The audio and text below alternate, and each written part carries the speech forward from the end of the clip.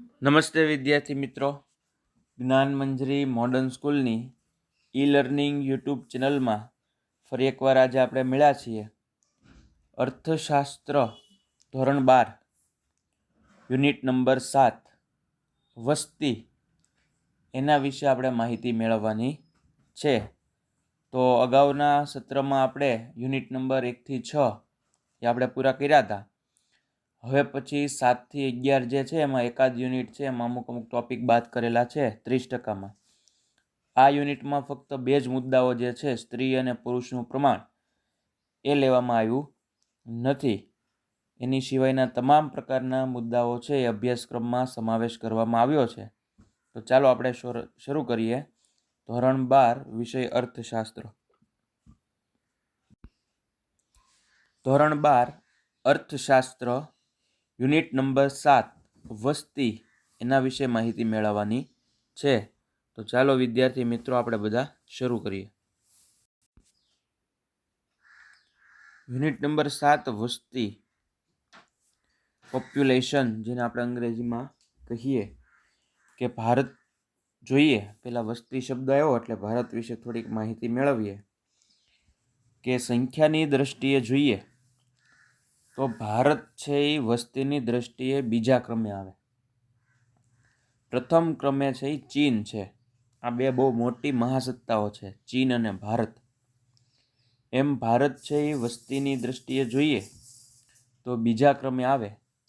અત્યારના વર્તમાન પરિસ્થિતિ અનુસાર જો જોવા જઈએ તો એમ કહેવાય છે કે ભારતની વસ્તી 140 કરોડની છે હાલમાં, અને એ સતત હજી વધતી રહી છે. તો આ યુનિટમાં આપણે પ્રસ્તાવના વસ્તી વિસ્ફોટ કોને કહેવાય. વસ્તી વિસ્ફોટનો અર્થ, અત્યારના વસ્તી વિસ્ફોટ બહુ થતો ગયો છે. તો આવા વસ્તી વિસ્ફોટ થવાના કારણો કયા છે એને નિવારવાના ઉપાયો એ જોવાનું છે. ભારતમાં વસ્તીનું કદ અને એનો વૃદ્ધિ દર કેવો છે એના વિશે માહિતી મેળવવાની છે. ભારતમાં સ્ત્રી અને પુરુષનું પ્રમાણ એ છે નહીં, ભારતમાં જાતિ પ્રમાણ એના વિશે માહિતી મેળવવાની છે.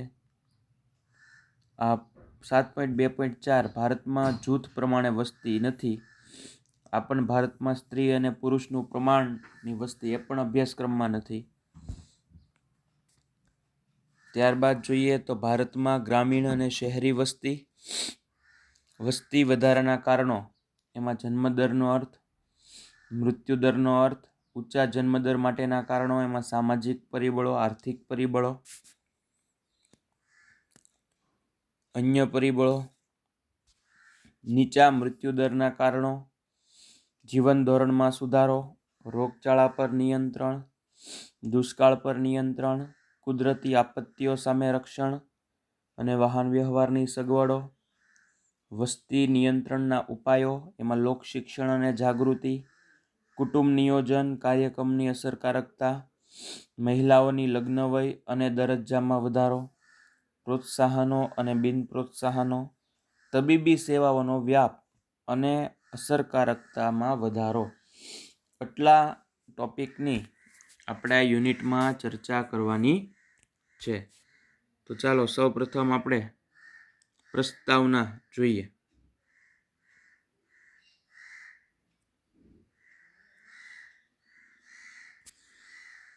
પ્રસ્તાવના જોવાનો અને સમજવાનો પ્રયત્ન કરીએ તો વર્તમાન સમયમાં વિશ્વની વસ્તી 7 અબજને પાર થઈ ગઈ. તમે જો, વર્તમાન સમયમાં વિશ્વની વસ્તી 7 અબજને પાર થઈ ગઈ છે, જ્યારે ભારતની વસ્તી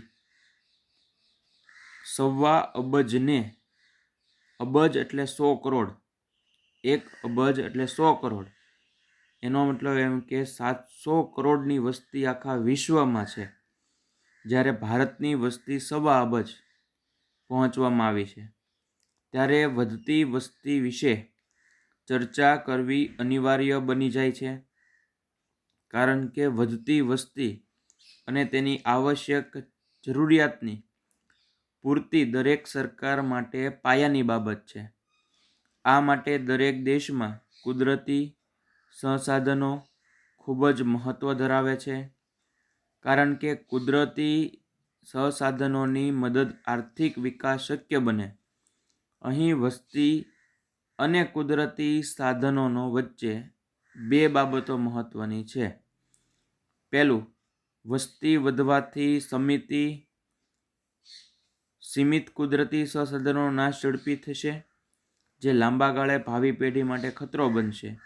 અને ઓછી કેળવાયેલી વસ્તી વધવાથી કુદરતી સંપત્તિનો ઇષ્ટતમ ઉપયોગ થશે નહીં, જે કોઈ પણ દેશના આર્થિક વિકાસ માટે બાધારૂપ સાબિત નીવડે. જો એણે બે વસ્તુ કીધી કે આવું બને એની પાછળ, તો કે વસ્તી વધવાથી સીમિત કુદરતી સંસાધનોનો નાશ ઝડપી થશે, જે લાંબા ગાળા ભાવિ પેઢી માટે ખતરો, કેમ કે એની માટે હોય જ નહીં. આપણે ઘણીવાર નથી આવતું કે ભાઈ પેટ્રોલ જ્યારે જરૂર ન હોય તો ગાડી બંધ કરી દેવી જોઈએ, વૃક્ષો આડેધડ કાપી ન નાખવા જોઈએ, દરેક વ્યક્તિએ એક વૃક્ષ વાવવું જોઈએ. એની પાછળનું કારણ એ છે કે જો આવી રીતના જ ઉપયોગ સતત થતો રહેશે તો ભવિષ્યમાં જે પેઢીઓ આવવાની છે એની માટે આ કાંઈ એ જોઈ શકશે નહીં અને ખૂબ જ અછત ઊભી થશે. ઓછી કેળવાયેલી વસ્તી વધવાથી કુદરતી સંપત્તિનો ઇષ્ટતમ ઉપયોગ થશે નહીં, જે કોઈ પણ દેશના આર્થિક વિકાસ માટે બાધારૂપ નીવડશે. આમ દેશના અર્થતંત્રમાં વસ્તીનો અભ્યાસ કરવો અતિ આવશ્યક બની જાય છે, કારણ કે મોટાભાગની સમસ્યાઓના મૂળમાં વસ્તી વધારો જવાબદાર જોવા મળે છે. આઈએમપી પ્રશ્ન બીજો એક, વસ્તી વિસ્ફોટનો અર્થ જણાવો. Meaning of population explosion. ભારતમાં મૃત્યુદર ઝડપથી ઘટવાની સામે જન્મદર ઝડપથી ન ઘટવાથી ચોખ્ખો વસ્તી વધારો ઊંચા દરે થયો, જેને વસ્તી વિસ્ફોટ કહેવામાં આવે છે.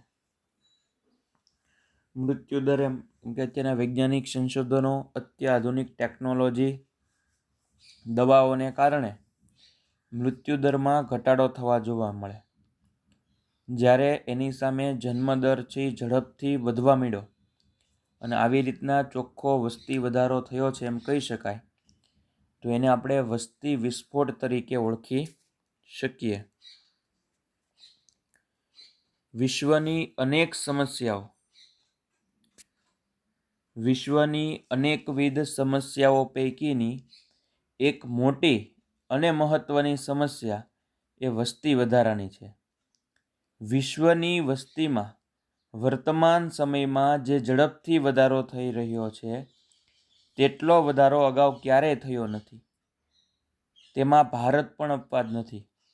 ભારતમાં 1931થી 2011 સુધી ભારતની વસ્તીમાં સતત વધારો થતો રહ્યો છે. 1951માં ભારતની વસ્તી 36.1 કરોડ હતી, તે 2011માં વધીને 121.02 કરોડ થઈ, એટલે કે 60 વર્ષમાં 84.92 કરોડનો વધારો થયો. તમે જુઓ આંકડા બધા, 60 વર્ષમાં 84.92 કરોડનો વધારો થયો. વસ્તી વૃદ્ધિના ઊંચા દરને કારણે વસ્તીમાં ખાસ કરીને 1970 પછી જે ઝડપી વધારો થયો, જેને આપણે વસ્તી વિસ્ફોટ તરીકે ઓળખી શકીએ. ભારતમાં વસ્તીના લક્ષણો કેવા હોય? Profiles of Indian population. તો વસ્તીના વલણો એટલે વસ્તીનું કદ. ભારતમાં વસ્તીનું કદ કેવી રીતે વધતું ગયું? વસ્તીના વલણો એટલે વસ્તીનું કદ, વસ્તીનું વૃદ્ધિદર, જન્મદર, મૃત્યુદર, શહેરી વસ્તી, ગ્રામીણ વસ્તી તેમજ સ્ત્રી પુરુષનું પ્રમાણને લગતી આંકડાકીય માહિતી મેળવી તેનું અર્થઘટન કરવું.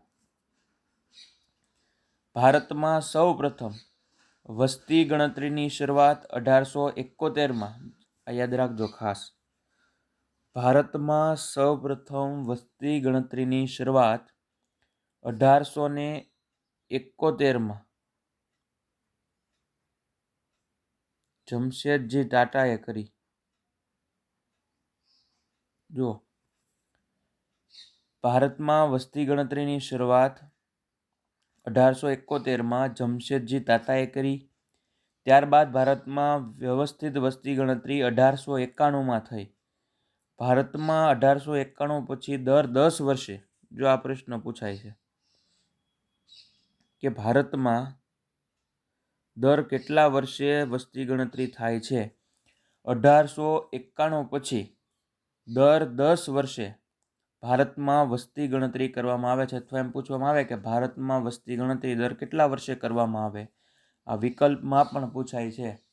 તો ભારતમાં વસ્તી ગણતરી દર 10 વર્ષે કરવામાં આવે છે. અને સ્વતંત્રતા પછી પહેલી વસ્તી ગણતરીનું પત્રક 1951 તૈયાર કરવામાં આવ્યું હતું.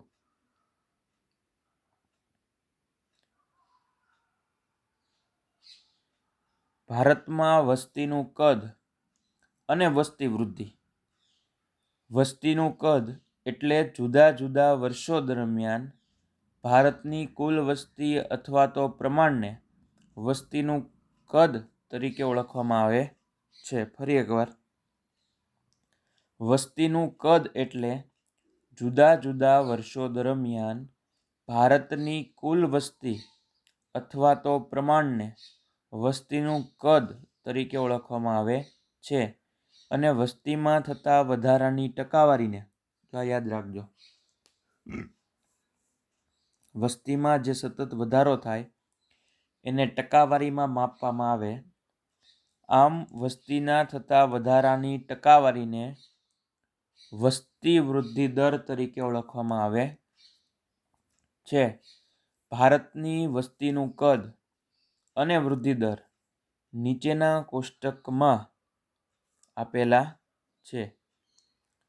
ભારતમાં વસ્તીનું કદ અને વસ્તી વૃદ્ધિ દર 1901 થી 2011 સુધી કેવી રીતના અને કેટલા પ્રમાણમાં વધારો થયો છે ટકાવારીમાં, એનો આપણને કોષ્ટક દ્વારા અભ્યાસ કરવામાં આવ્યો છે. તો એ આંકડા આપણે જોઈએ. વર્ષ 1901 એની વસ્તી 23.8 કરોડ હતી. જો 1901 ભારતની વસ્તી 23.8 કરોડ હતી, જેમાં સરેરાશ 0.08% વૃદ્ધિ દર થયો હતો ટકાવારીમાં. ત્યારબાદ જોઈએ તો 1911 ભારતની વસ્તી 25.2 કરોડ હતી, જે 1901ની સરખામણીમાં 0.57% વધારો થયો જોવા મળ્યો. 1921 10 વર્ષના અંતે આપેલા આંકડા છે. 1921 ભારતની વસ્તી 25.1 કરોડ હતી, જે વધીને 0 પછીના 10 વર્ષમાં 0.03, એટલે એમાં બહુ ઓછી વધારો થયો.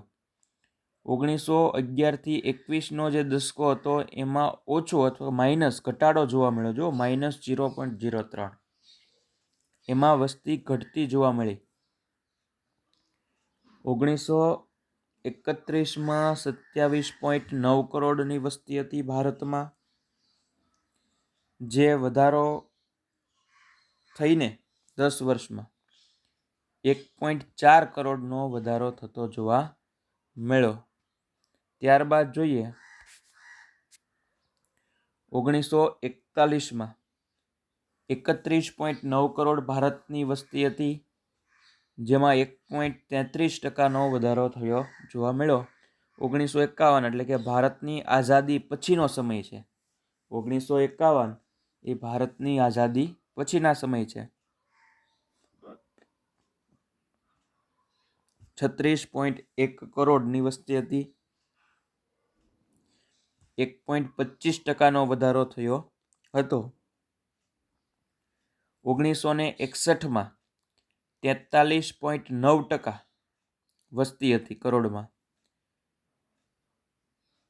જે 1.96%નો વધારો ધરાવે છે. એવી જ રીતના 1971 54.8 કરોડ, 2.20% વધારો. 1981માં 68.3% વસ્તી કરોડમાં 2.22% વધારો. એવી જ રીતના 1991માં 84.6 કરોડ વસ્તી હતી, જે 2.12% વધારો દર્શાવે છે. 2001માં 102 કરોડ વસ્તી, જો 2001માં સેન્ચુરી વાગી ગઈ કરોડોમાં, એટલે કે 1 અબજ થઈ ગયું. આમ 2011માં 121.2 કરોડ અને અત્યારે આમ કહેવાય કે 2020માં 140થી 42 કરોડની ભારતની વસ્તી છે. આ જે ઉપરના આંકડાઓ જે જોયા આપણે, એ ઉપરના આંકડાઓ જે છે એ 2011ના સ્ટેટસ પ્રમાણે હતા, 2011ના પ્રમાણે હતા. આ 10 વર્ષ દરમિયાન કેટલી વસ્તી વધી એનો અંદાજ આપણે કીધો. તમને સ્ક્રીન ઉપર વસ્તી કરોડમાં આપણે જે ચાર્ટ જોયો એ 1951થી લઈને 2011 સુધી તમને સ્ક્રીન ઉપર સ્તંભાલેખ દ્વારા દર્શાવવામાં આવી છે. આપણને તમે બધા વિદ્યાર્થી મિત્રો 11મા ધોરણમાં પણ આવો સ્તંભાલેખ છે એ જોયો હશે, એના દ્વારા માહિતી મેળવી છે. આ બધાને આકૃતિ કોને કહેવાય, આલેખ કોને કહેવાય. 12મા ધોરણમાં પણ અર્થશાસ્ત્રના શરૂઆતના યુનિટમાં આપણે એક યુનિટ આવે જ છે, અર્થશાસ્ત્રમાં આલેખ અને આકૃતિ. એમાં પણ અલગ અલગ પ્રકારના કયા કયા આલેખો આવે, કેટલા પ્રકારની આકૃતિઓ આવે, આ તમામની માહિતી આપણે અગાઉ મેળવેલી છે. તો ચાલો આપણે એ શરૂ કરીએ.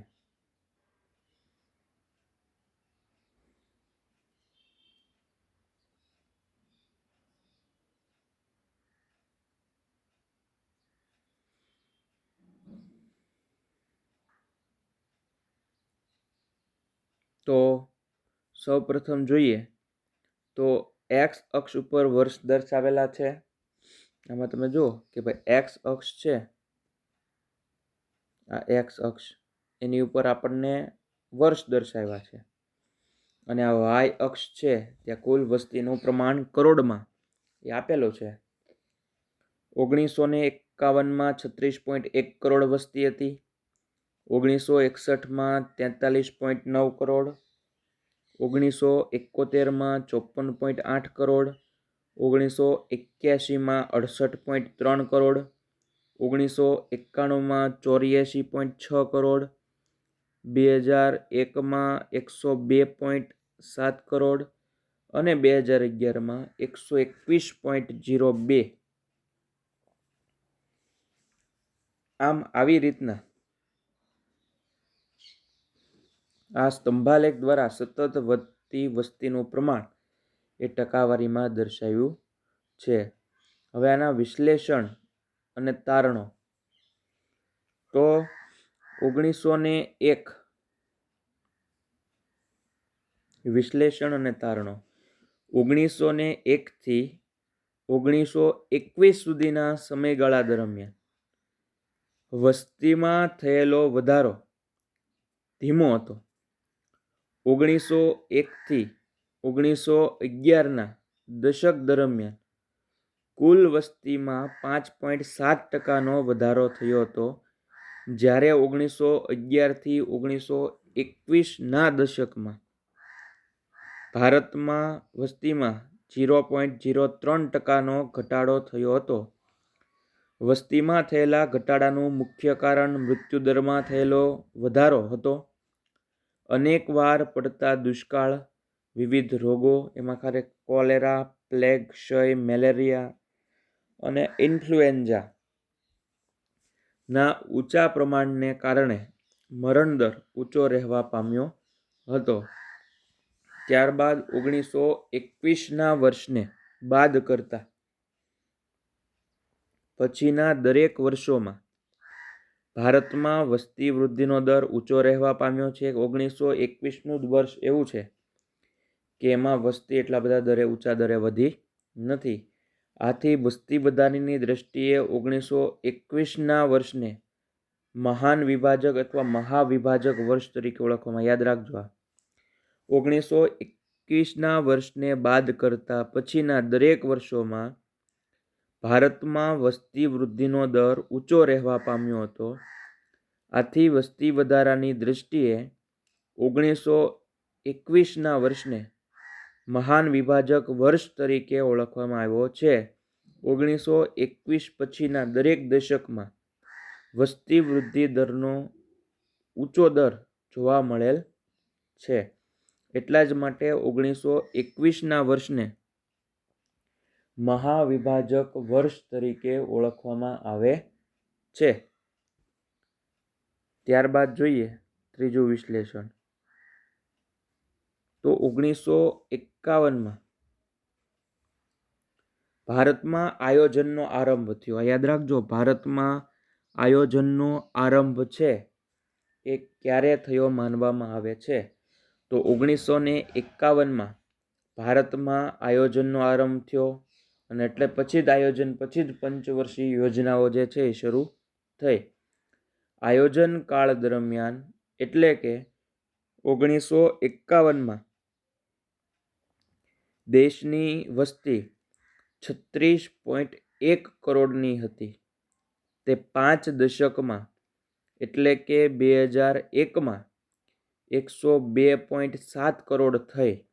એટલે કે વસ્તીમાં 66.6 કરોડનો વધારો નોંધાયો એમ કહી શકાય.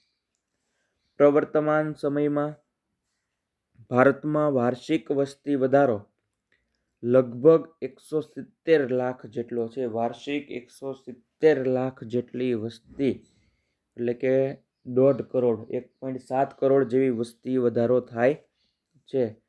વિશ્વમાં સૌથી વધુ વસ્તી ધરાવતો દેશ ચીન છે. આ પણ યાદ રાખજો.